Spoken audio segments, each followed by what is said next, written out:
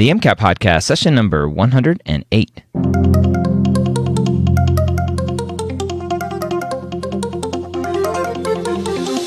A collaboration between the medical school headquarters and Next Step Test Prep. The MCAT podcast is here to make sure you have the information you need to succeed on your MCAT test day. We all know that the MCAT is one of the biggest hurdles you'll face as a pre-med, and we're here to give you the motivation and information that you need to know to help get you the score you deserve so you can one day call yourself a physician or a med student. That's baby steps. How you doing? My name is Dr. Ryan Gray, your host here every week with the MCAT podcast. We have been covering over the last many episodes, long episodes, since June. We have been covering Next Step Test Prep's full-length 10. Now, if you are interested in Next Step Test Prep full-length exams, they have 10 of them. We are covering the last one. You can buy 4, you can buy 6, you can buy 10. You can use the promo code MCATPOD and save 10% on those tests. For this podcast, for the last podcast, we finished Chem Phys, and the next section on the MCAT is CARS. Now, CARS is going to be hard to cover on the podcast. We do have, here at MedEd Media, we have something cooking for some CARS stuff. But for this podcast specifically, we are going to do a little CARS primer today. Bryan and I are going to talk about CARS, and then we're going to dive into some CARS stuff in the next week or two. We probably won't go over every question, every passage in the CARS section for our purposes of this podcast. I also want to say for next week, we would have typically dove in, whatever that word is, into the CARS passage with the CARS questions that we will cover. But we have some big changes here at the MCAT podcast. And next week, you will hear all about those changes that are coming. Nothing bad, but they are changes. So let's go ahead and dive in with our CARS primer for setting us up for our next couple episodes. All right, Bryan, so we've wrapped up our first section of the MCAT on Next Step Full Length 10, finishing Chem Phys last week. Before we jump into kind of a modified CARS section, because CARS is hard to do on a podcast, I thought we would jump in and just cover CARS from a more general perspective on how to attack passages on the CARS section. Yeah, Ryan, that's absolutely one of the things that students often have the most trouble with, especially students who are retaking. You know, they're trying to prep again, and it just didn't come together for them for whatever reason, and maybe it didn't come together for them in verbal, and they're kind of lost, right? They don't know what to do. And the biggest piece of advice we always give at Next Step, because we are fundamentally at our core a tutoring company. That's how we started. All these years ago, it was all about one-on-one, recognizing that every student is unique. Everybody's brain is a little bit different, right? Everybody's brain works a little different. So the core advice that we give in our class, in our materials, of course, when we're one-on-one tutoring, is that there is not one right way to do CARS. There is only your right way to do CARS. So the key number one mistake I see students making when it comes to tackling this section is trying to jump the gun, just trying to get right to well, just tell me. Just tell me what the best way is, and that's what I'll do. Right? I'll do anything you tell me. Just tell me the right way. And it's like, okay, well, you just said you'll do anything I'll tell you. Then I'm going to tell you, you have to find your best method.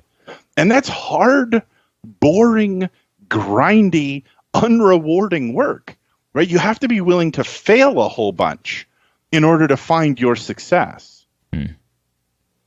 Which I have no doubt you have similar conversations with students when you talk about, kind of applying to med schools and what's the best way to get in. There's not one best application essay, right? There's not one best personal statement. Yeah. Right. Everybody's got to find their own way. So broadly, let me give you this. There are a few techniques on CARS, and you have to try these to see what works. First, you are given this kind of laminated noteboard and a wet erase marker. So it's possible to take notes. Many students don't like to. I would say probably as many as 80 to 90% of students hate taking notes while they read. But I got to caution you against just giving up on it and saying, well, the note-taking slows down my reading. It sucks. It's awful. I'm never going to do it. Because for about 10 to 15% of students, maybe even 20%, learning how to effectively use the marker and take notes while reading is game-changingly good for them.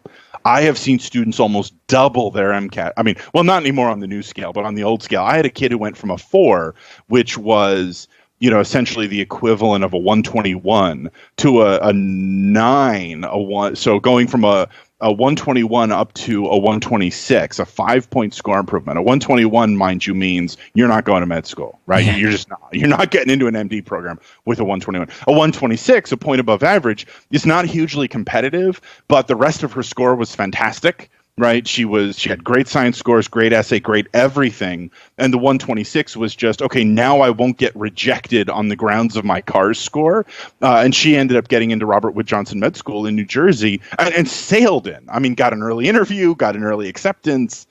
She was all set by like November of her senior year by learning how to take notes and by effectively then using those notes to get through the section. So note taking notes at the end of every paragraph, at the end of every passage, jotting down main ideas, jotting down cause and effect relationships. Give it time. Practice jotting notes down. See if that can help you. Second, the on-screen highlighter. This is what most students end up doing, right? You highlight a section of the test, you hit Control-H, and that puts a yellow highlight on, just like a yellow highlighting marker. Students tend to like that because they don't have to stop and write anything down separately. We talk a lot about effective use of the highlighter in the Next Step course. We practice it a lot. I do this with my tutoring students. The key thing about the highlighter is I always say it is a scalpel, not a paint roller. Right? You shouldn't just be slathering yellow all over the screen. Then what's the point? You should be picking out individual phrases, individual keywords with that highlighter. And again, practice. See, like, am I over highlighting, under highlighting? Is the highlighting pointless? Some students who are very good at kind of having their eyeballs skim over the page find that, like, I practiced highlighting all the dates, but that was sort of pointless because I can always find the dates anyway. Like, I'm really good at just kind of visually moving across my visual field and finding that information anyway.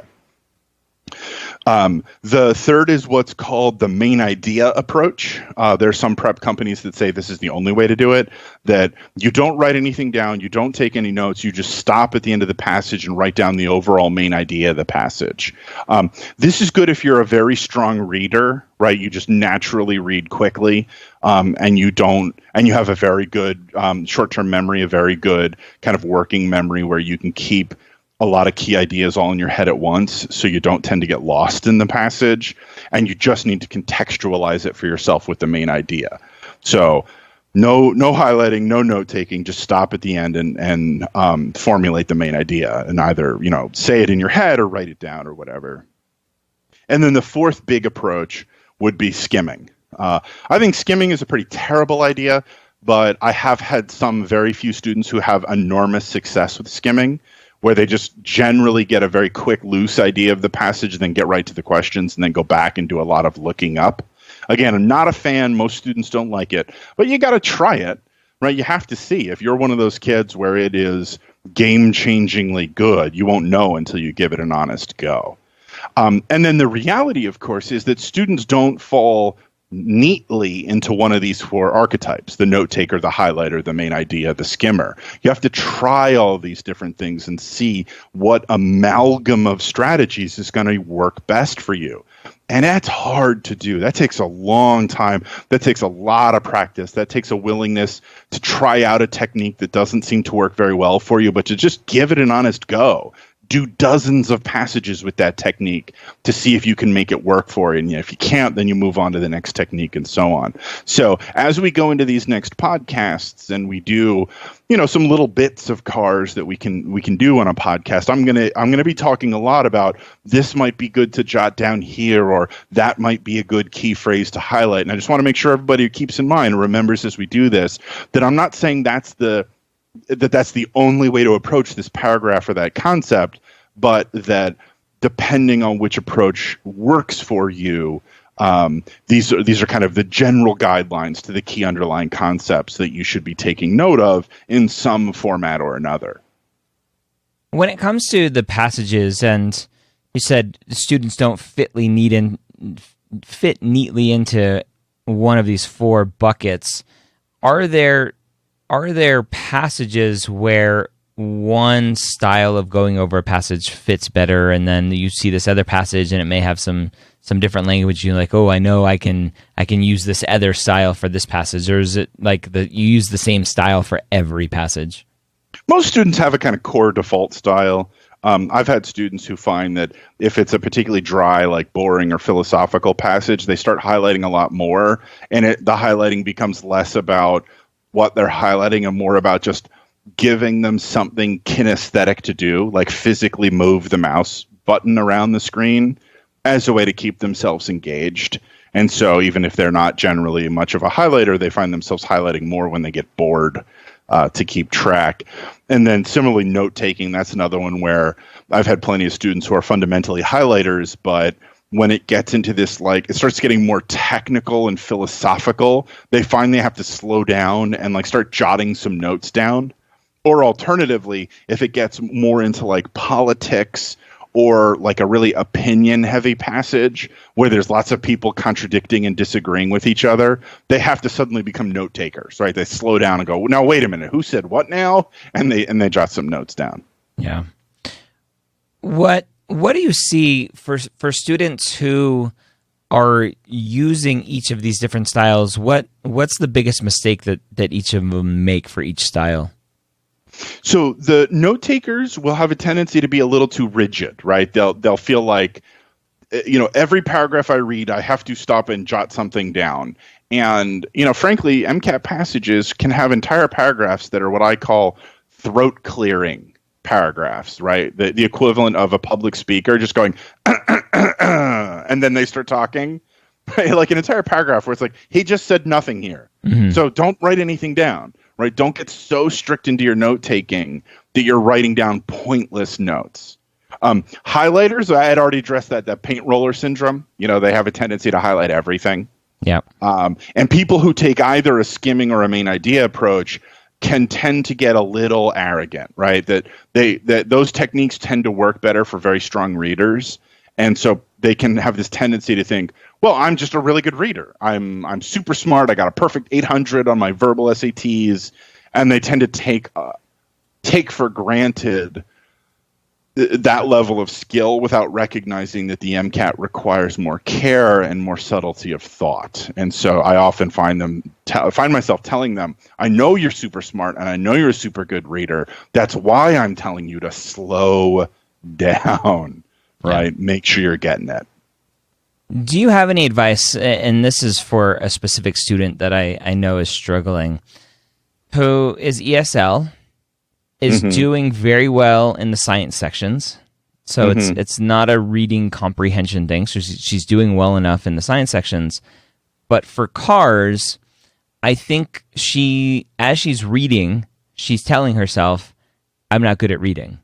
Mm-hmm. Do you have any tricks for calming your inner voice, inner doubt?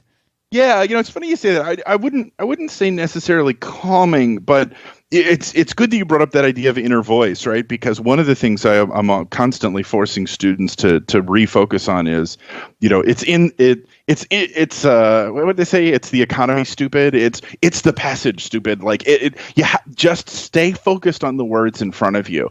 I'll often do this exercise where I take, kind of a basic English sentence, and I'll say, okay, read this out loud, but put the emphasis on this word. Now read it again and put the emphasis on that word. Now read it again and put the emphasis on that word. So, for example, I might say the sentence is something like, and I think you and I maybe even have talked about this before, the sentence, you saw him with my sister.